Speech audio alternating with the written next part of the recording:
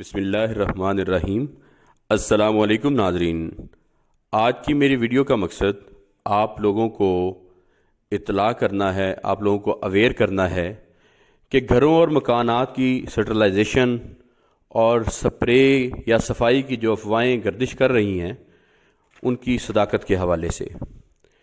तो हुकूमत की तरफ से अगले दिन आपको पता है कि फ़ेसबुक पर, सोशल मीडिया पर या वैसे कोई बैनर्स वगैरह भी लगे हुए थे कि घरों और मकानात की स्टरलाइजेशन और कोरोना वायरस के स्प्रे और सफाई के लिए हुकूमत या किसी एनजीओ ने कोई ग्रुप या कोई तंजीम मुकर्रर नहीं की है।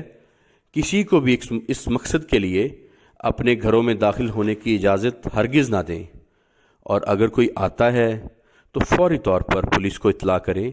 ये चोर और डाकू या जराइम पेशा अफराद हैं जो सिर्फ लूट मार करना चाहते हैं। तो आज मैंने सुना है कि आज एक और नई अफवाह जो है वो गर्दिश कर रही है कि आज रात 12 बजे के बाद पाकिस्तान आर्मी के ख़ास हेलीकॉप्टर पूरे मुल्क के अंदर कोरोना वायरस के ख़िलाफ़ फ़िज़ा में स्प्रे करेंगे। अवामुन्नास को ख़ास तौर पर हदायतनामा जारी किया गया है कि आज रात 12 बजे के बाद अपने घरों के अंदर रहें। अपने जो गीले कपड़े जो आपने सुखाने के लिए बाहर रखे हैं या किसी और मकसद के लिए जो बाहर हों, अपने खाने पीने के बर्तन वगैरह अगर बाहर रखे हों तो बराह करम कुछ दिनों के लिए उन्हें रात के वक्त अंदर रखा करें, मनजानिब पाकिस्तान आर्मी।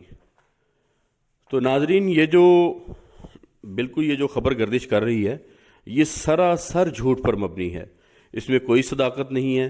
लिहाजा अगर जब भी कोई ऐसा अमल पाकिस्तान आर्मी ने या किसी भी इदारे ने करना होगा तो वो अवाम को इंशाल्लाह अच्छी तरह पहले इत्तला देंगे। इस तरह कोई आपको बताए बगैर कोई ऐसा अमल नहीं होगा। लिहाजा इन बातों पर बिल्कुल भी कान ना धरें। ये बिल्कुल लोगों में खौफ व हरास फैलाने का कोई एजेंडा है।